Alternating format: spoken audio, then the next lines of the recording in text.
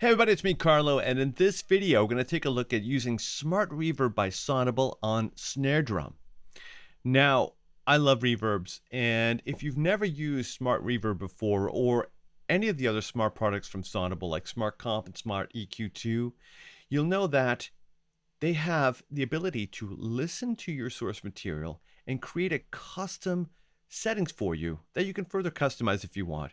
But based on what it's hearing, it uses advanced technology to really contour it for you right off the bat, and it gives you great results every time. Let's get started. I'll show you this example. I inserted Smart Reverb here on a stereo drum bus. Okay, let me increase the size of our plugin window. I've got it right here, and I've bussed my snare drum to it. Now, I've just inserted it, and it gives you a really nice reverb by default. Let's take a listen. Here's without.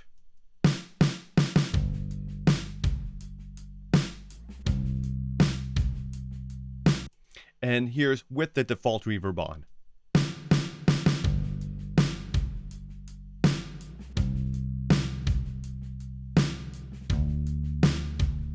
Now, before we get started, I have to point out the particle display area here is nothing but stunning. The size of these particles represent the amplitude, and they decay over time, and they live in this environment, and it'll move according to the signal that it's being fed. We'll get more into that in a minute. So let's start with creating a custom profile. I'm going to choose here a profile called snare. So it already comes ready for you to get used on drums as a whole or just the snare drum. Let's choose snare drum.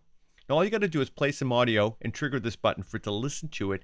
And then based on what it's hearing, it's going to create a really cool profile for us. Some settings to get started. Here we go.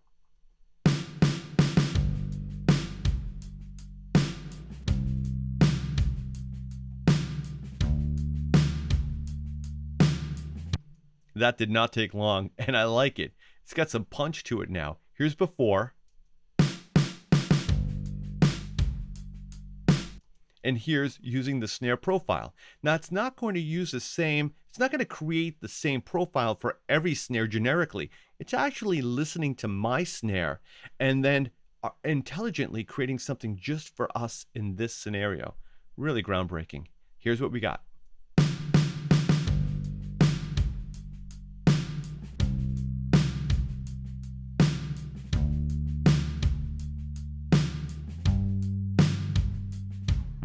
Awesome.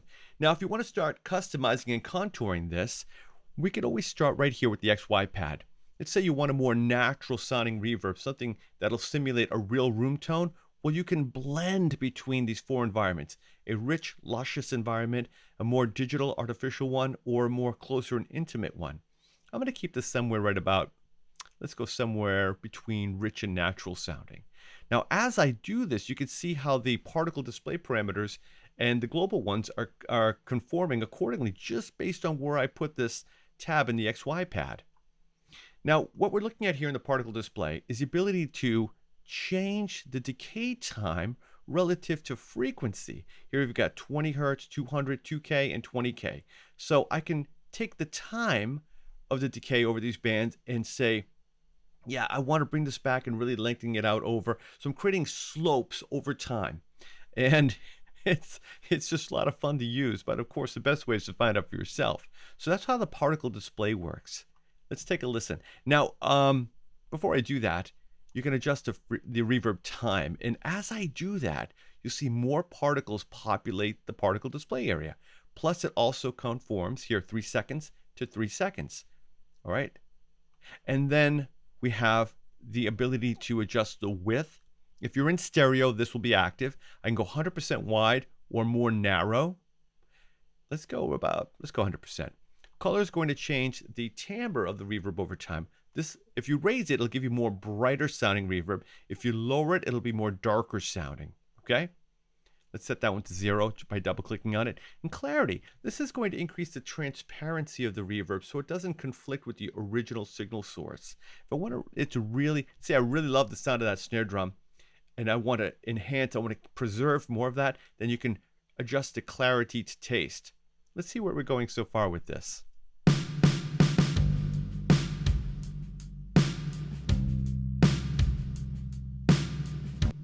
Let's bring our reverb time down just a little bit. Here's before. Here's after.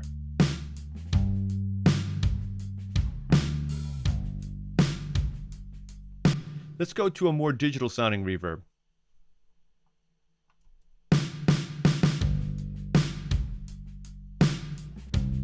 A more intimate one.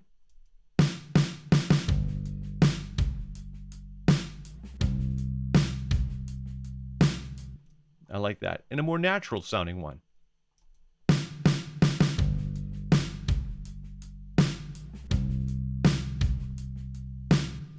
Now down here you've got global controls for the decay. I can change the decay slope over time and by how loud. I could actually create a hump which will raise the reverb, the decay, for a little bit right there in this example. Let's have a little fun.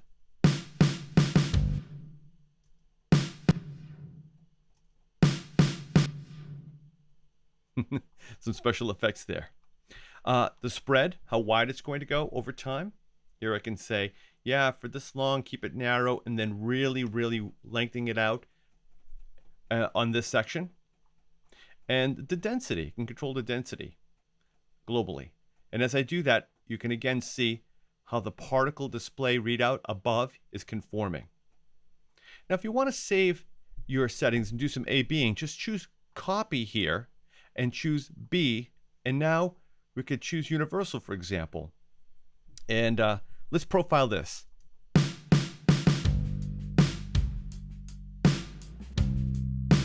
let's A/B. This is what we started with when we started doing some customizing.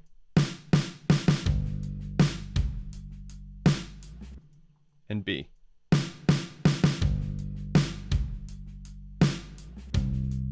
So there's ways to adjust your work, have fun, A/B your mixes. You also have an EQ here. This will EQ the pre-wet signal.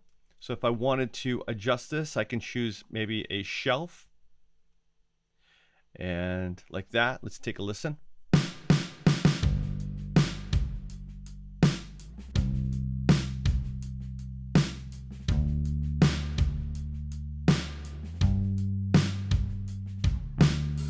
There, sounds like a plate. Love it. You also have parameters to control your pre-delay right here below that. Let's go about 20 milliseconds.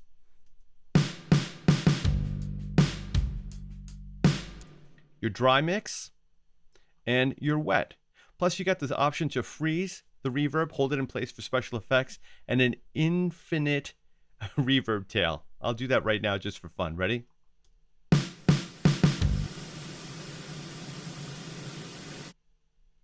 Creates kind of a bit of a unique special effect pad for you.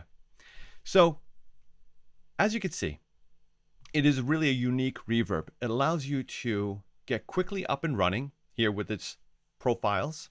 You could choose, you see, you got drums, snare, guitar, keyboards, vocals, speech. And, you know, sometimes I play around with these. I might use a keyboard setting on snare or vocal setting on bass guitar. You know, why not? It doesn't take long to experiment. And it also helps you learn the application by doing that, I feel. The XY pad, really cool. Of course, your reverb settings and the beautiful particle display here. I've used this on vocals, guitars, drums, obviously, and I've had nothing but amazing results. But of course, the best way to find out is for yourself. My name's Carlo. This is Smart Reverb by the good folks at Sonible, and thanks for watching.